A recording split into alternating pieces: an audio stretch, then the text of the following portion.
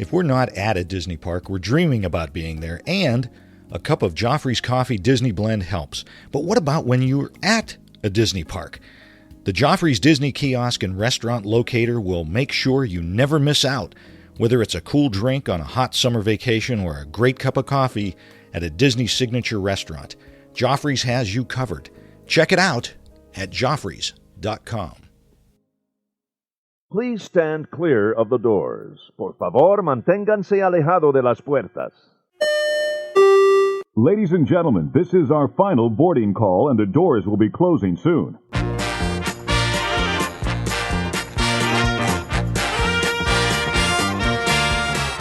Okay, everybody ready? Yep. All right, let's think about starting. Hey, everybody, thanks for joining us. I'm Tim Scott. I'm Bob Collar. This is ResortLoop.com. This is episode 439. You're just jumping into these shows now, aren't you? You're not even like pausing. No, to I make like sure to. Everybody's set. I used to clear my throat. I know. You would cough. I would need 600 times. Exactly. I would need a moment of zen. You would always call out the wrong number, episode number. I wrote it down. This is 439. I'm very proud of myself when I say the right number. Very good. Very good. Hey, real quick, we want to thank again Donnie Dunnigan. What a great show that was, talking to him, the voice of Bambi. That was so much fun. Oh, incredible man. Yeah, and again, thank you to our friends over at Disney for making that happen for us. That was awesome. So, Tim. Yes, Bob. We're gonna step it up. We're gonna talk to some even more important people. I love having great guests on the show, and I'm very excited about the show today because we were there for part of what they're going to be talking about. We got to actually pat their sweaty backs when they ran by. That's right. We toweled them off. That's not a good thing, is it? Yeah, depends on what you're into. Yeah, I used a lot of Purell, so I'm good. I don't know. Go ahead and announce who we have on the show today, Tim. Join us on the show today is Joe Quattrochi and his wife Jen. Hello, everybody. Hello. And then we have Justin and Brittany Leeser. Hey, everybody. Hello. Hey, guys. How are you doing? We are doing just fine. We're a little, are we Disneyed out, guys? I don't know. Two coasts? I don't think so. No, I don't think so either. No. Can't get enough. We both went right back right after we got back, so. Did you really? Yeah, pretty much. All right. Well, let's explain to everybody what you guys did. Now, you guys were down there when we were there for the Looper meet, and you guys ran in the Darkside half marathon, correct? That is correct. Okay. And then you went just a couple of weeks ago. You guys went to Disneyland and ran in the Tinkerbell 10K and half, right? That's correct. We did a little coast-to-coast action with a little bit of the pixie dust challenge thrown in there. Excellent. Wow. Excellent. Now, before we get started, we've got to ask Justin, how did you get through? Because you had a bad foot. That is right. That is right.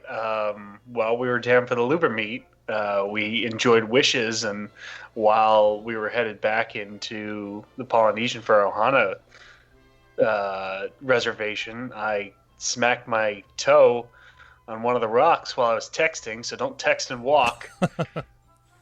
Now, the way I heard it, Tim pushed you into the rock. That's what I heard. Oh, no. There are no witnesses to that. That's true. I do remember him stumbling, but I didn't realize he had jammed his foot really hard. Yeah, and I didn't realize it until I felt a wet sensation walking into the bottom floor of the Polynesian. I was like, ooh, biohazard. Probably should have some first aid. So, but all was fine. Just a cut, and made it through. And a shout out to my good buddy Dave Koch from the Mickey Dudes. He is an EMT, and he was doing the best he could in the men's Polynesian bathroom trying to climb up Justin. We've got some pictures, but they're not pretty. They're not Nobody pretty. wants to see those. No. It looked like CSI should have gone in there right afterwards, from what I recall. No amount of hazmat scene. No amount of Band-Aids or bodily fluids would keep us from Ohana dumplings and wings. That's true. Especially us. I mean, if you had to go to the hospital, we were still going, just so you know. Yeah. Pretty much. We may have paused to wave at the ambulance as you rode away, but we were definitely Okay, so you and Brittany and Joe all ran in the Darkside Half. Jennifer actually hung out with us and cheered us on, or cheered you guys on with us. That was fun. It was exhausting, wasn't it? I mean, it was a long time standing there clapping. It was. I should have trained more for that. I had to sit a couple of times. It was exhausting. You guys just had to run. Bobby, you were exhausted trying to find a cup of coffee, it sounded like. I know. That was so difficult. But I guess we should talk about the run. What was the run like? Give us an idea of the course. So the race started. This is a different course than previous years for the Dark Side. I've never run the Dark Side before, but from looking at previous maps from years past, this year the race started actually in where the racetrack used to be, in the Magic Kingdom parking lot, and it kind of ran. It kind of bent around where like the it's not a Hess station anymore. I guess it's a Speedway station, and it loops down Bear Island Road. Is that what it is, Justin? Bear Island Mountain Road, whatever it is. Creek, I don't know. It's the one that goes between the golf course and it goes into Western Way. So that's like about miles 1 through 3 or 4. Around mile 4, you hit the back entrance of Animal Kingdom, and that's don't forget about the waste treatment plant. Oh, that's right. You do run past the waste treatment plant. So that'll get your nostrils fired up. Anybody who does the marathon knows that's a favorite of most people. Sections of the course. But yeah, you enter after the waste treatment plant. You go through the back of Animal Kingdom, and you run by your traditional Expedition Everest, and you exit through where Dino Land USA is, and you're into the Animal Kingdom parking lot, and that's about between miles 5 and 6. You eventually get onto Osceola Parkway. You head down to, I believe it's World Drive, and they had you go like around this weird. It was like the off ramp. You did it backwards, kind of. And I think because of all the construction there and stuff like that, they had to kind of modify the course. But you hit World Drive about mile 8. I'm looking at my map right now. You head up to the studios, and then Justin, you want to take it over from there? How we finished up? You run in to the studios by Fantasmic, get to go by Tower of Terror, and then from there you run up Sunset Boulevard, run out of the studios towards the Crescent Lake Resort area along that narrow pathway by the boardwalk. You actually get to go on the boardwalk, which is where we saw Tim and Bob and Jen with the Rocketeers cheering section. And then from there, continued on through International Gateway, took a little back entrance into Epcot, and ran around World Showcase, ending up in the Epcot parking lot. Okay, so let me ask this, because Joe, you've run at Walt Disney World before. Justin and Brittany, have you guys done this before? Was this your first race? It was our first Disney race. Okay. Wow. Brittany had attempted to do a number of Disney races, beginning with Wine and Dine, and then for the half marathon in January that got rained out. She had an injury for Princess, so 4th time was the charm. Wow.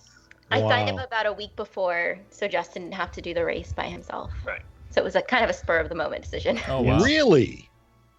Now, Crazy. Are you guys finding that it's a little easier? I know there were times back before they changed how they handled not being able to go and participate in the races.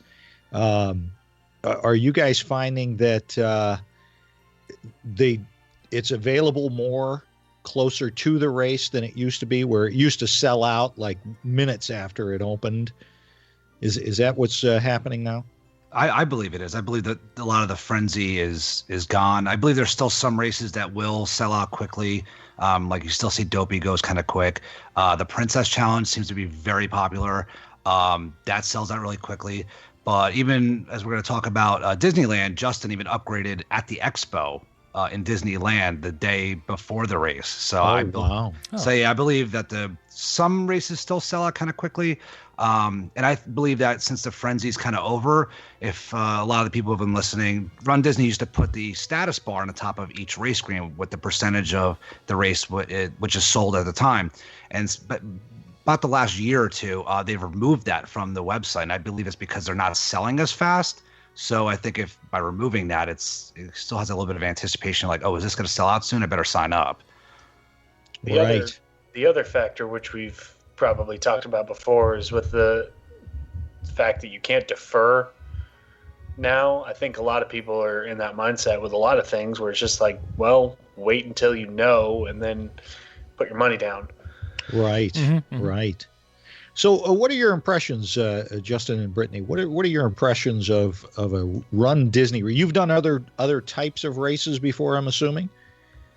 I've done a 10K here in the Tampa Bay area, but that has been my only other race.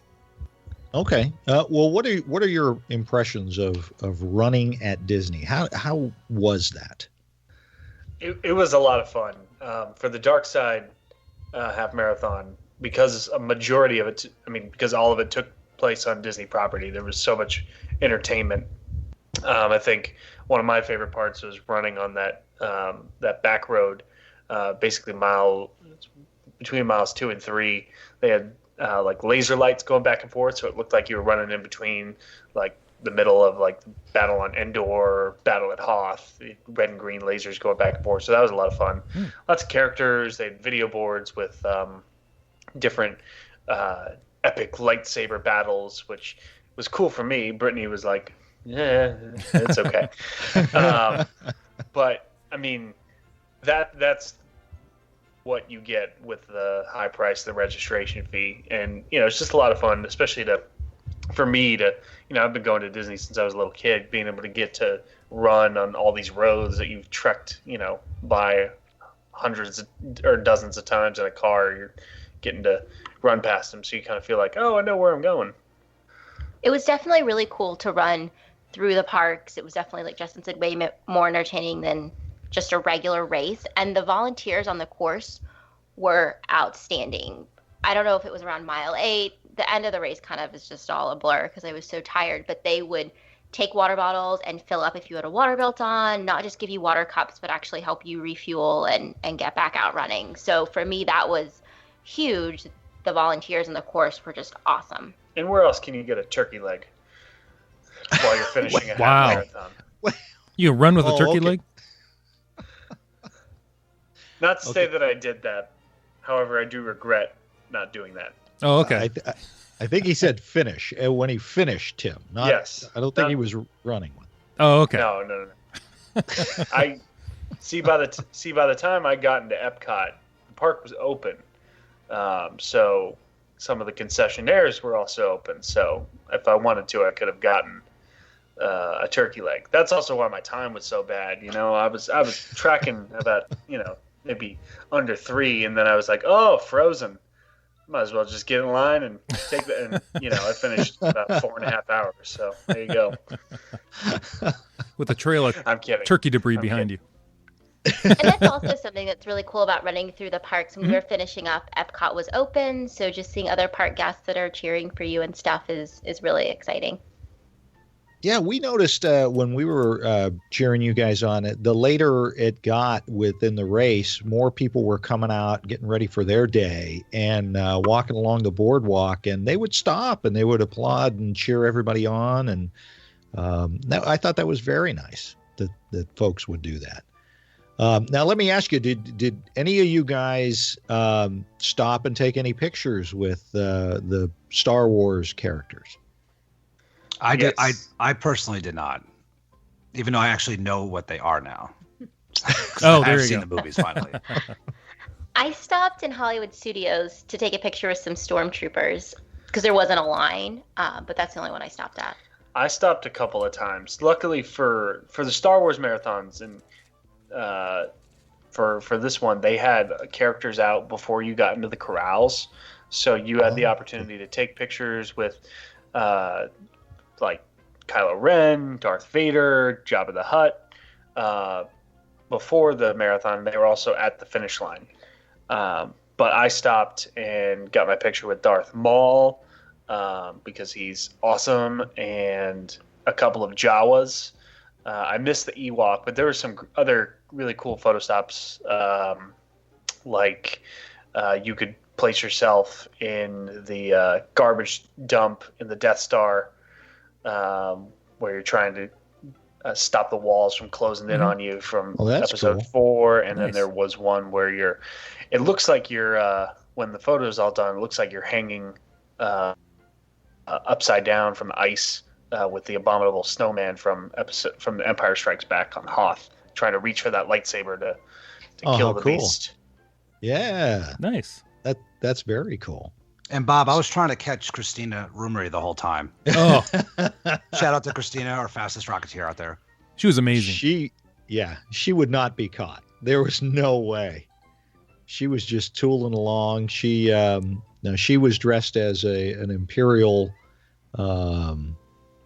officer, I guess, from the Death Star. Now you guys didn't have any costumes. You guys just ran it. I ran as myself. I wore black and red, so that was about as close as I got. I don't know how these people do it. I honestly, we've seen some really cool costumes out there, and there was one guy who was dressed up as I forgot the name of the character's name, but from Spaceballs, supposed to be Darth Vader, but from Dark Helmet. Yeah, Dark Helmet. I don't know how he ran like that, but that was awesome. I have a hard enough time running in regular running clothes, let alone running in costumes. So shout out to everybody who wore a costume, because it's not the easiest thing to do. And remember, Tara Renee, she was in all black also.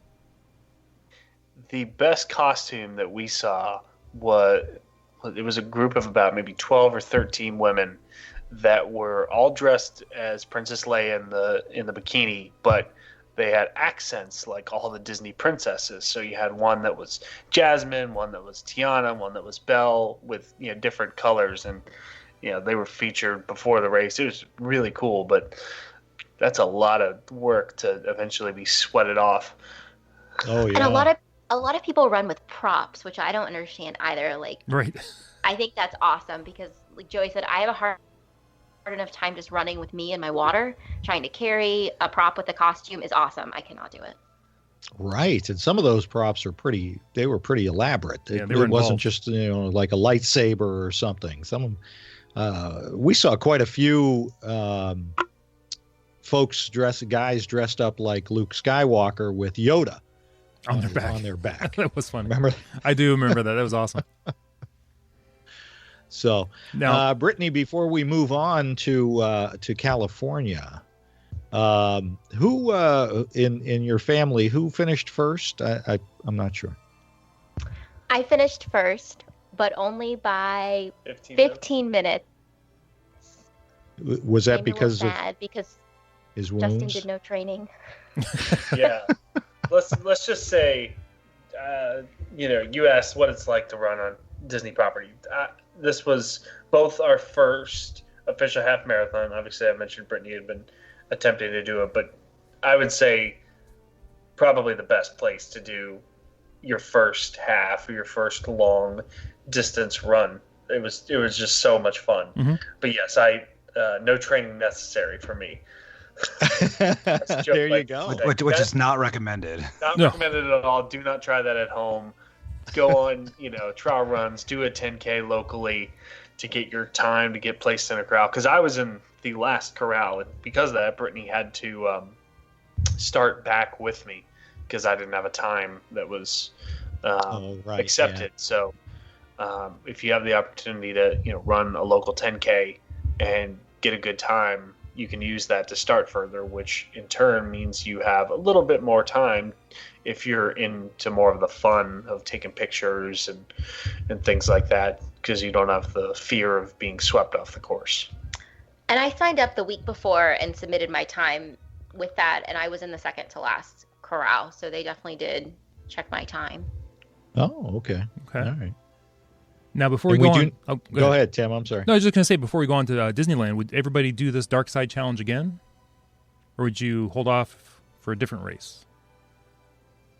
It for me would depend if I was down there that weekend. Mm-hmm. I'm gonna try to do some of the other races just to say I've done them all.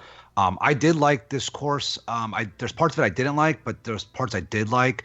I kind of missed running through the Magic Kingdom. However, I loved how this race started in the Magic Kingdom parking lot, having the corrals right next to the waiting area, not walking that mile down the service road from Epcot to Epcot Center Drive where we normally start in January. That was awesome. Saved your legs a little bit. I enjoyed running through, Animal Kingdom more in the beginning of the race rather than mile 13 during the marathon, which is where I've normally done it.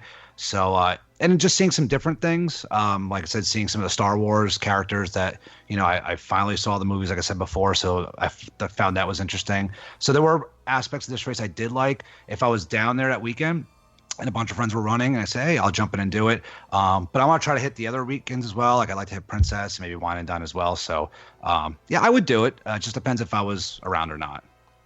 Okay. I think we would both do it again.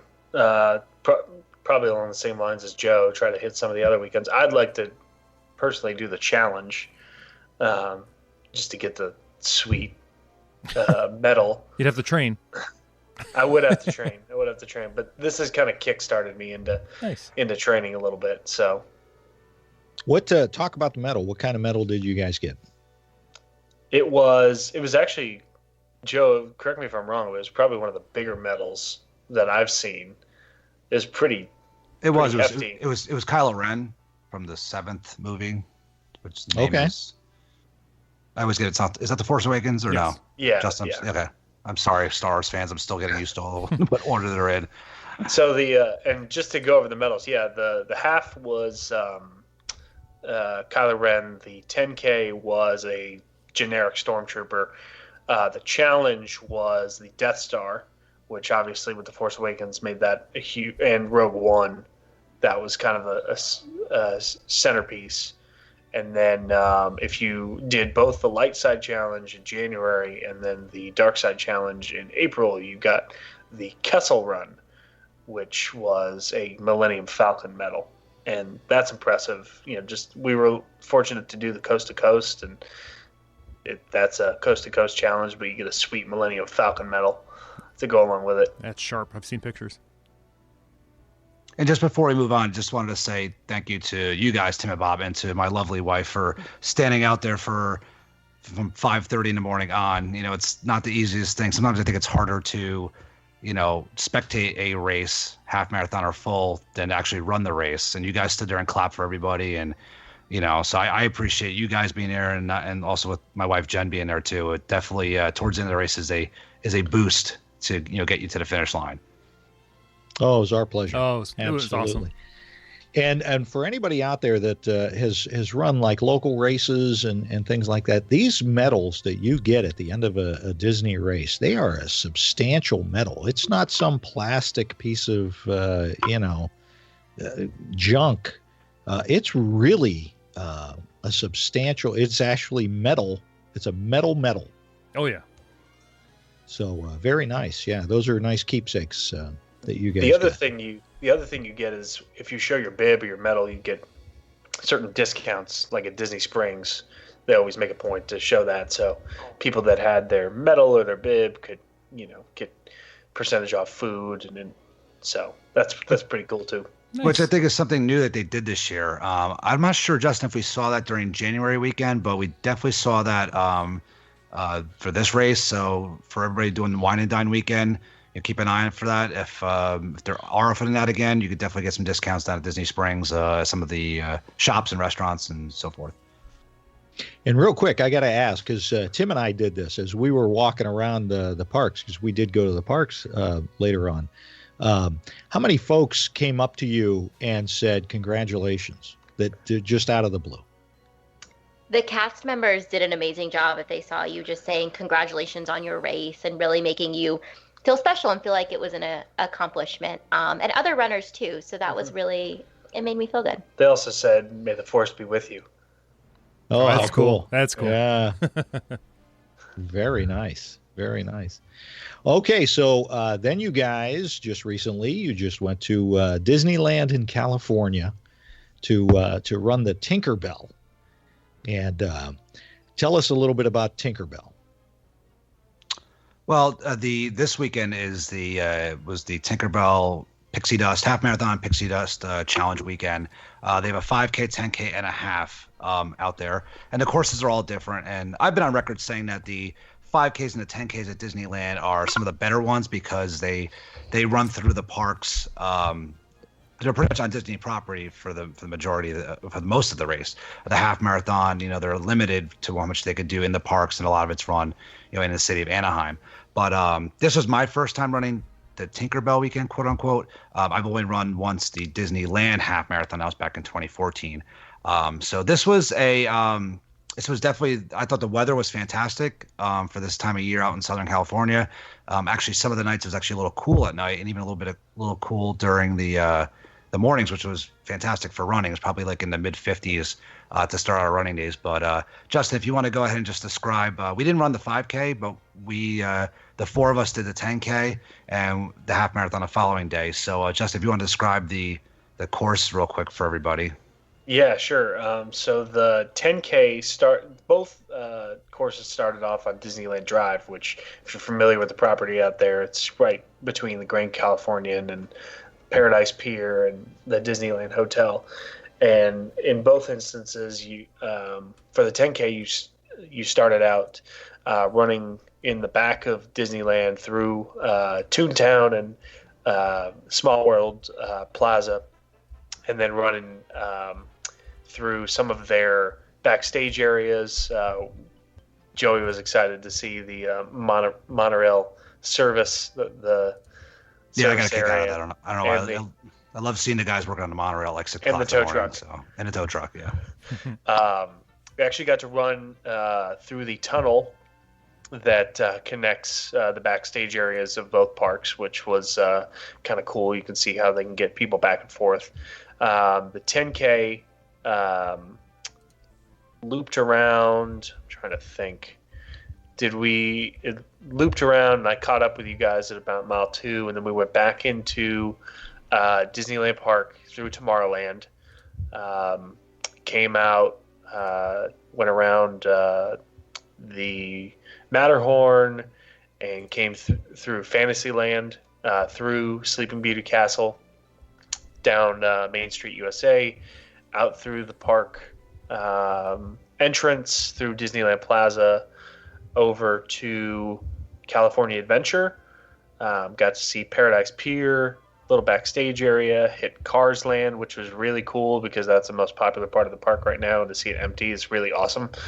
And then finished up with a little more backstage, and the finish line was over at the Disneyland Hotel. And for the half marathon, basically saw all the same parts of the park, but there was about 6 miles that were out on the beautiful streets of Anaheim. And it actually wasn't bad. When I ran the Disneyland half a few years back, they changed up their courses in Anaheim. Like they moved them to different parts because you're running through neighborhoods. I don't think they want to subject the same people living in certain spots to every time there's a race weekend their streets are closed. So they kind of varied a little bit, which is kind of nice. If you're a Disneyland person, you go there all the time, you're always getting a different race course. But yeah, we did run through, we went through part of downtown Anaheim by the city hall and stuff like that, which was kind of nice. I'd never been there before. And we ran through a lot of neighborhoods, like Garden Grove was a section we ran through. I don't really know the specific parts. We were just kind of following the leader. Pardon the phrase there. If you were there, you would understand that. They blasted that song during the 10K. It was like It's a Small World, but worse. But the good thing about Disneyland races is that there's so many places to spectate. Even when you left Disney property, you saw a lot of people that were out in the city, just random people that live there, people that were just going into the city area to watch their friends and family run. There's a one section of the course where we ran through downtown Disney, the promenade between Disneyland and DCA. That's where I saw my wife twice, which was fantastic. And then you also, when you're coming back into the Disneyland hotel area in Paradise Pier, there's a great cheering section there. Do you want to just elaborate, Jen, a little bit about the spectating? Yeah, definitely. I think that helps as a spectator that you can kind of be in one location and see multiple points of the race. I was able to walk, I don't know, like 100 steps from one spot to another. I think it was between miles 1 and 2, and then right at mile 3 that I was able to see right there from that promenade. But then also what was really great is there was a lot of signage throughout downtown Disney of the different restaurants and stores that would be open early in the morning. So in Disneyland, you would have been able to find your cup of coffee that morning. So I think that's really great that they kind of open all that up early for everyone. And I know for myself, I had a little bit of a rough race for the half, and being able to see my wife from, was mile 11 I saw you? Something like that. Yeah, mile 11, which I wasn't expecting to see her, but it was an easy walk for her. I definitely needed it. In Disney World, it's just so hard because it's so spread out, and the roads aren't very pedestrian friendly. This is one good thing about the Disneyland races. Even if you're not on park property, quote unquote, the whole time, as a spectator, it definitely is a little bit better. Well, I understand that completely, because when my son was running cross country, there was nothing better than the tracks that kind of looped back through areas that they had already kind of covered. They weren't covering the same ground, but it was easier for us, the parents, to be able to go and see them pass us 2 or 3 times, which is fantastic. So, but you're right. Disney World, way too big for something like that, I think. And Bob, one other thing I just want to jump in is that most of the Disneyland hotels, either the Disneyland Resort properties themselves or the Good Neighbor hotels, which we stayed at the Anaheim Hilton, we walked to the start into the starting corrals. It was like maybe an 8-minute walk. So that's another positive thing about Disneyland, is that it's so much easier to get to the start. You don't have to get there 3 hours early like we do in Disney World because of the buses and shutting down roads. If you're staying within the Disneyland bubble, if you want to call it, within the, essentially it's like Harbor Boulevard to Disneyland Drive, you could essentially just walk to the race start, which is definitely helpful. That's good to know. And walking back to your hotel, which to get changed and showered and all that, you're not hopping on a Disney bus, Disney transportation, or the monorail or something, and that's pretty cool. Very cool. Nice. Now, Jen, this was your first run. You did the 10K? I did the 10K. This was my second Run Disney race. I did a half marathon a couple years ago. I think in 2015, the January weekend. I think it was 15. It's right after we got married. So I didn't really train for this. So it was actually fun for the 10K. We all walked together. So we had a good time being able to do that as a group. You were power walking. Very good. Very good. I'm looking at the you had put on your Facebook page, Joe, the medals, and these medals are incredible. You got the Tinkerbell 10K, the Tinkerbell Half Marathon, the Pixie Dust Challenge. What was the Pixie Dust Challenge? That was just I think it was her wings, and it was like a spinner medal. So that was we did the 10K and a half. So that was the Pixie Dust Challenge, quote unquote. And that was a pretty nice medal for, it was a spinner. So it's something different that you normally don't see. So that was kind of nice. But my favorite is always the coast to coast, the partner statue. They had different ribbons for Brittany. I believe if you did the princess and this one, you got the pink lanyard around the medal. And then the rest of us got the blue. Blue is blue or teal.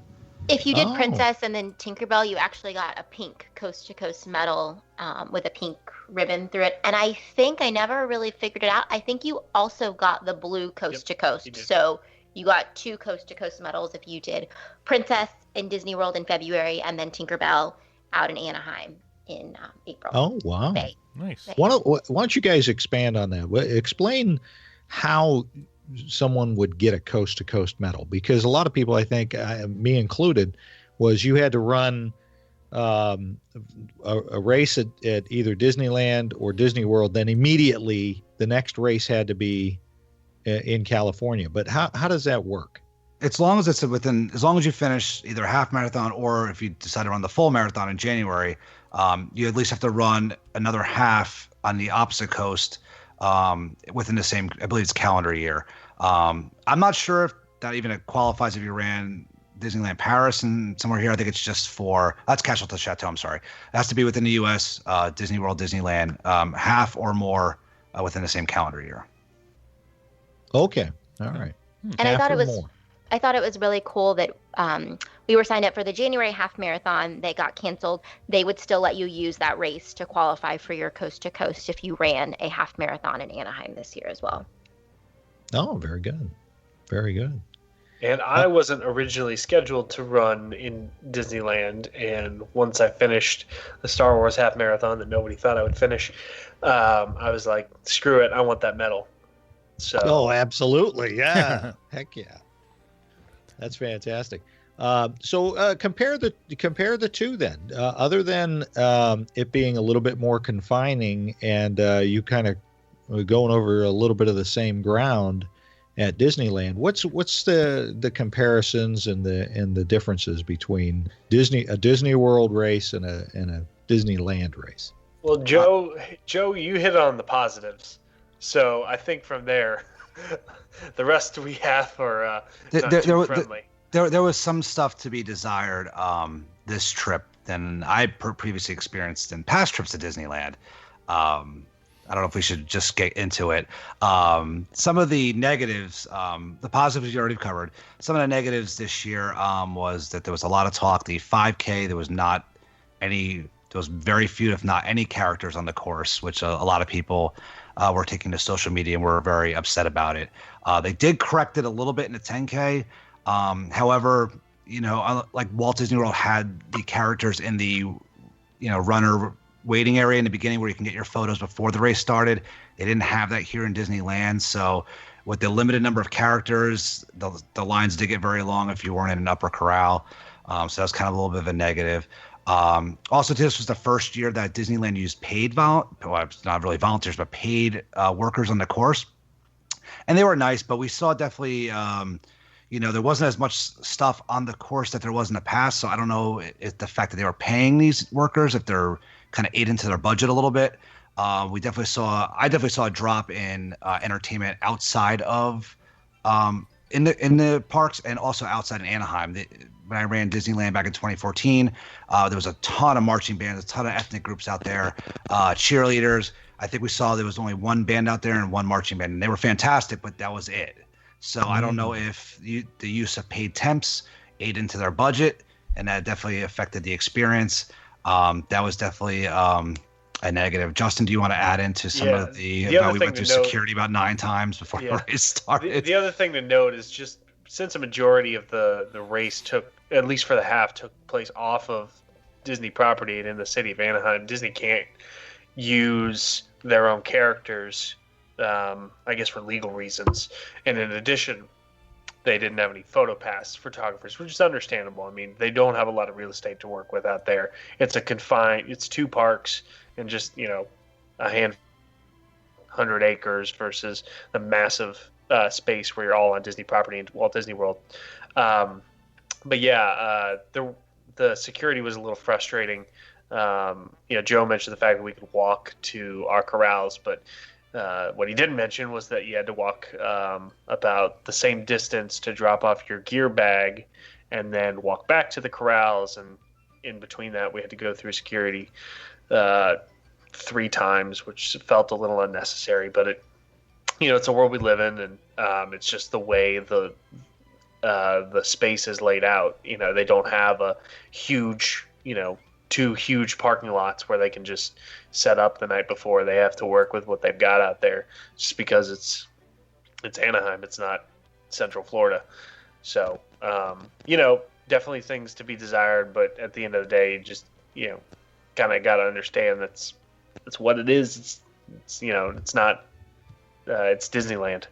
And one other thing I wanted to add too is that I've done Marathon Weekend a bunch of times. I've done Disneyland Half. I've done Star Wars Darkside. Now I've done Tinkerbell. And for some reason, I don't know if this is just me, this is what my feelings were, but when we got to Disneyland and when we got to the expo, the atmosphere and the environment just didn't seem as exciting as Disney World. Now, I don't know if this is because Disneyland is more or less a regional theme park where, we say a lot of locals go there, quote unquote. But like in Disney World, most people actually fly to get there and actually participate in the races. But it just didn't seem like it was as big of a deal that this race was going on. When we were down there for Star Wars, like everybody's walking around with their medals on.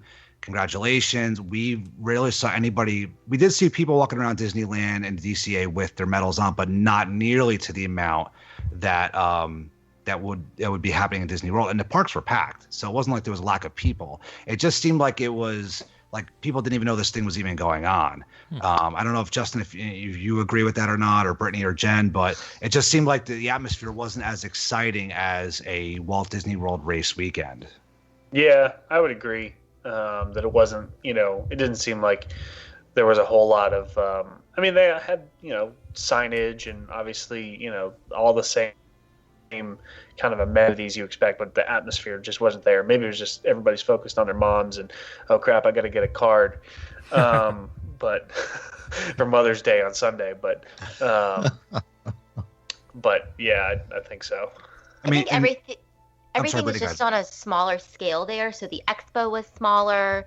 The and Joey and Justin had told me this, but there's no fireworks at the beginning because they can't because of where the race is situated in the city of Anaheim. So even the start wasn't that exciting. And I didn't experience this in the corral that I was in, but back where Justin was, they started doing a rolling start. Yeah, for the 10K, which was odd. And so I think you just felt like you were around where the race maybe wasn't spaced out as much back where you were in the corrals. All right. Interesting. So if you had to recommend races, it sounds to me like you're recommending doing a Walt Disney World race as opposed to a Disneyland race. It's just a catch-22 because you do so much park time for a 5 and 10K at Disneyland, yet the atmosphere and everything else is just better, in our opinion. And this is no disrespect to our West Coast friends and our Disneyland peeps, but everything just seems like it's more excitement in Walt Disney World, but yet your park time is so much better in Disneyland. So it's like it's like you're damned if you do and you're damned if you don't. Oh. I mean, Jen, what do you think? Which one would you, if you were to run a half or a 10K again, which one would you rather do? I think I would definitely say doing Disney World. I think another factor for us was, since this was our first time out in Disneyland, I had never seen any of that stuff. So I know Joey talks about park time during the race itself, but there was so much park time before the race that we were all tired by the time. We definitely did not take my own advice. Exactly. We did not stay off our feet. I definitely crapped out about mile 9 or 10 after doing 3 days of commando style. Thank you, Justin, by the way, for planning that. You're welcome. You're welcome. That was definitely a big factor. Also we were trying to get the most out of our 4 days in Disneyland versus Disney World, where you're gonna enjoy the resort and take it easy and focus on your run. Here we were trying to pack in as much as we could. I will say though, sorry, the one thing that I really did enjoy about the course in Anaheim is that there were spectators when you weren't in the parks. And so when we were at Disney World and it was around mile 9 and you're running up the back of that on-ramp during Star Wars and I'm exhausted and there is nobody around, there are at least people around Anaheim with signs. And there was this one gentleman you saw him at the beginning of the half marathon and then you saw him again. He had an Iron Man hat on and he was the most genuine cheerleader I have ever seen. I was so happy to see him again at wherever I was in Anaheim because I was so tired, but I knew that there were people cheering for me and that really, even though they didn't know me, helped keep me going. That guy was awesome. That's cool. Very good. Very good. Hey guys, do all the Disney races have the same pacing requirement or do they change from race to race? As far as minimum speed? I believe it's all the same. I just believe that the cutoff point for like when they do actually start, sweeping you is different. I don't know how it works in Disneyland because, after a certain amount of time you're in the city of Anaheim for the half marathon. I know traditionally for the Walt Disney World races, it's usually like once you hit the studios, you're good to go because you're not on the Disney roads anymore. So that I'm not 100% sure on, but it's still 16 minutes from the very last person in the very last corral. That's where the balloon people are. The balloon ladies are. Okay. Those evil balloon ladies. They have the balloon ladies are at Disneyland as well. I actually saw them. They were heading into Disneyland for the first time. I had already run into Disneyland through California Adventure and out of Disneyland, so I wasn't scared when I saw them, but they looked very friendly. And they have balloons. I mean, balloons are Yeah, and fun. they're smiling. Yeah, clowns have balloons too. That's right. That's not... As long as they're not bearing down on you. Right. Now, Justin and Brittany, was that the first time you've been to Disneyland? It was Brittany's first time. It was my third time, but I had actually never been to California Adventure, and at the same time, there was a lot that I really wanted to do in Disneyland, so I ran this group through the gauntlet. But we had a great time. We had a blast. So, ladies, I'm going to ask the two of you, since it was your first time to Disneyland, what were your impressions of Disneyland? You're used to going to Walt Disney World all the time. What's your impressions of Disneyland? Well, Disneyland is just different. I think it's really cool to kind of be there where it all started and be there, I guess, as people say, where Walt walked. So I thought that was really cool. For me, seeing some of the different things. For instance, I love Alice in Wonderland, and I feel like they don't do enough with that in Disney World. So it was really cool to be able to, go on the Alice in Wonderland ride and things like that. And Disney's California Adventure was awesome, and I loved being able to walk back and forth so easily between the two parks. So definitely some benefits there, but it will never be the same as Walt Disney World. And Bob, I want to jump in real quick. We just went to Disney World just for the night a couple nights ago. My wife surprised me. Thank you very much.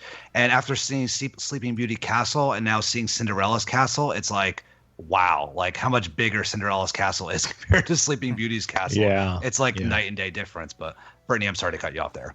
No, like Jen said, it definitely is a lot smaller, which at first was kind of surprising, but then you realize there are a lot of things that are really nice about it. It's a lot easier to get from one end of the park to the other when you are in your fast pass window. It's really nice to be able to just walk back and forth across the street to the different parks. That's definitely not something that you can easily do at Disney World. And it was nice to kind of compare the rides. So out in Disneyland, they had Hyperspace Mountain, which is a totally different ride than Space Mountain in Disney World. I get nervous on Space Mountain in Disney World. Hyperspace Mountain was so much fun. It's just nice to see the differences. And so even though we were at a Disney park, there was definitely enough different that it was fun, and we got to see a lot of things. And Justin did an excellent job planning the trip. He had the Disneyland touring plan. Just a shout out for that. I don't think that the trip would have been nearly as enjoyable. We would have been able to do as much without it. And all I will say is I will never go on Splash Mountain again out in Disneyland. That ride in particular is so much better in Disney World. I was scared to death. Oh, wow. I thought we were going to tip over. I thought so too. And we did get super soaked, which was fun, but still, thank you both for getting the ponchos, because it would not have been good without those. Wow. Well, I will say this: you're not going to find the alligator at the bottom of Splash Mountain at Disneyland. No, you won't. Nope. So there is that. So let's go around the table here, starting with the ladies. Starting with Jen first. What favorite part of Disneyland? That's a hard one. I would say favorite part of Disneyland, I loved Cars Land. Of course, I work for NASCAR, so I probably kind of have to say that. But no, it was themed so well. Enjoyed getting to do those different attractions there. Oh, is it my turn? I think my favorite part was experiencing all the new rides. We've been to Disney World so often that you kind of know what to expect on Space Mountain and Big Thunder, and so getting to ride the Matterhorn and Hyperspace Mountain was so much fun. It was getting to experience something totally new. Very good. Nice. Justin? Churros. No, I'm kidding. Yeah, I second that. Churros are definitely not overrated. They are everything everybody says they are. We actually got Star Wars churros too, which was great. There is a picture of the two of you doing a lightsaber battle with the Star Wars churros. Yeah. Yes. Yeah, that's a tough one. I mean, I would have to say, definitely, seeing the different rides. Hyperspace Mountain was a lot of fun. I actually really enjoyed the Finding Nemo submarines too. That was one of probably the best themed ride I'd ever been on, and it just completely kind of takes you out of the world. I know Joe used it as a nap. Sunday I was a little tired. It was dark and good. It was nap time. So, but the whole experience was awesome. Very good, Joe. And I would have to say, besides comparing it to Disney World, Disneyland, I loved comparing, each different, is ours better? Is West Coast better? Besides that, the favorite part of the trip for me was I love the fact that you could still ride in the front of the monorail at Disneyland. Yeah, I saw your Now, post. I think our Disney World monorails are probably a little bit better. I like, they're air conditioned, they're a little smoother. But the fact that you could still ride up front with the pilot, and you take your little trip from downtown Disney to through Tomorrowland, and it drops you off, and you have to get off there. I just thought it was just the coolest thing to get to experience that again. And if any of the Loopers didn't see it, I posted a video in Looper Nation Live, so go ahead and check that out. But you would have thought by seeing the smile on my face, that's my wife said that how happy I was to be in the front of the monorail. It's just something I haven't done in a long time since we can't do it anymore here in Orlando. Mm-hmm. It was just really cool. So just the fact that there's still some old school things that are still happening at Disneyland that we can't do in Disney World anymore. I loved riding in the front of the monorail, and I know it was fun. Oh, very cool. Right. They don't bing bong though. Yeah, there's no big bong. No bing bong. Jack Wagner is still around there though. You'll hear him on the Matterhorn and some other rides, but you don't hear him on the monorail though. No Ben and Ava on the Disneyland monorail. They just say get in and get out. It's a unique experience though, because it's not like the monorails where they actually transport you someplace. It's just kind of a ride. It's more of an attraction. I mean, they scan your park ticket at downtown Disney before they even let you on because it goes into the park. So it's like an attraction. That's yeah. I think it was was it a D or an E-ticket attraction back in the day, I believe. So right. Please don't quote me on that. I could be wrong. But and there is not much clearance between it and some of the Matterhorn and some trees. I mean, you're right there. Oh yeah. Don't stick your hand outside of windows. No. Before we let you guys go, a lot of the folks in Looper Nation know that our new charity that we are supporting is the NASCAR Foundation, and of course, you guys touched on that, Jen. And so, what's going on with the NASCAR Foundation right now? Wow. Well, first of all, I just want to say thank you so much for your support of the NASCAR Foundation. That means the world to both me personally and to everyone on the staff of the foundation. Of course, we feel like the work that we're doing is great, but it's always nice when others recognize that too. So thank you very much. But right now, we are just gearing up. It's hard to believe that June is upon us. We're very deep into the NASCAR season, but we do have some great things coming up. From our Pediatrics Children's Fund, we'll be doing some activations down here in Daytona around that race weekend, and then also some stuff this fall and gearing up for our announcement this fall of this year's 4 finalists for the Betty Jane France Humanitarian Award. So I'm sure you all will hear much more about all those great things, but again, really just can't say thank you enough for your support and for all those out there listening who are supporting the NASCAR Foundation as well. But hopefully we'll have some great updates for you all and some great ways for you to get involved. Awesome. Great. And how do people get in touch with the NASCAR Foundation? Yep. So you can go onto our website, and that's nascarfoundation.org.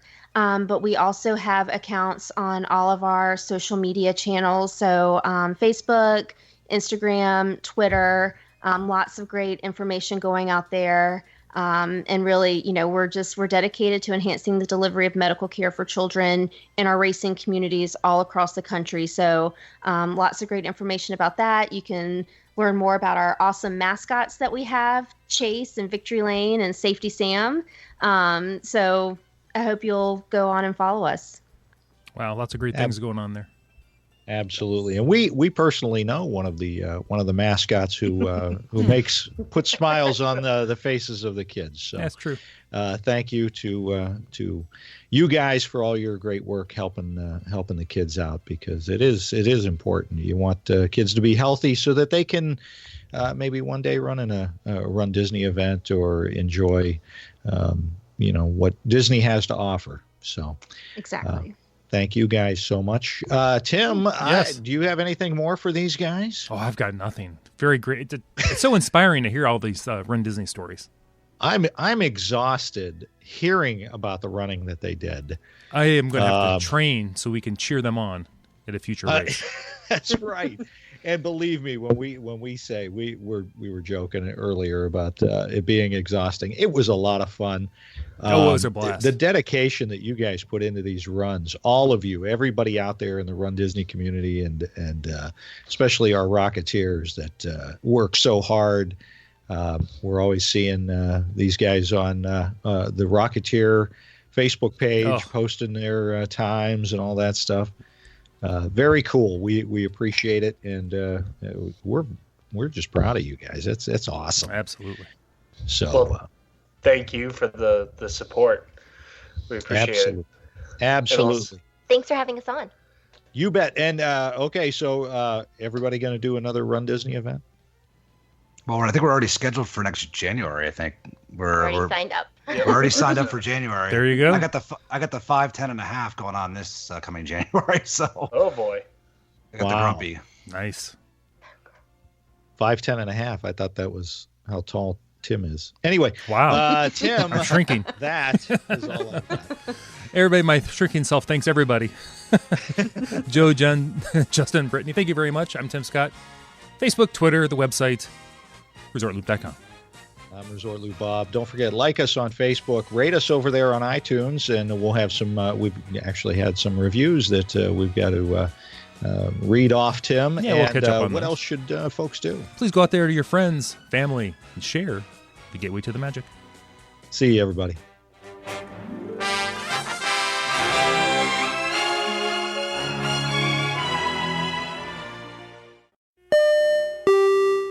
Thanks for listening to the show. But now you want to share your love of Disney, right? Unfortunately, a lot of our friends, family, and coworkers just don't share the same enthusiasm we do for all things Disney. Well, now MyDismatch.com has made it even easier with the all-new MyDismatch apps for iOS and Android devices. Just download the MyDismatch app and connect with new Disney friends today. And now, for a limited time, you'll get your first month of full membership free just for signing up. Look for the new MyDismatch apps on iTunes and Google Play and start connecting with real Disney friends today. Next time, Justin, I promise I will keep an eye on Tim so he doesn't shove you into the rocks. Oh, no, that's okay. That's okay. I did forget to give my shout out to Gold Bond. Oh, You should have given a shout out for touring plan. Yeah. Hey, Yes. nothing. We are big supporters of touring plans. love the touring we, plans. We would not have survived research. without it.